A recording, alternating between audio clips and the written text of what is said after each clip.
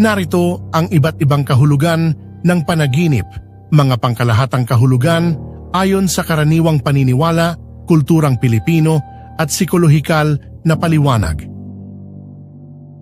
Una, paglipad o lumilipad.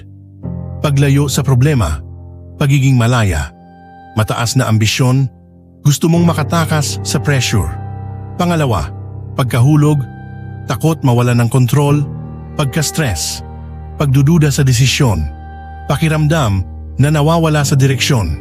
Pangatlo, paghabol sa iyo ng tao o hayop, may iniiwasang responsibilidad, takot sa isang sitwasyon, guilt o may tinatakbuhan na issue.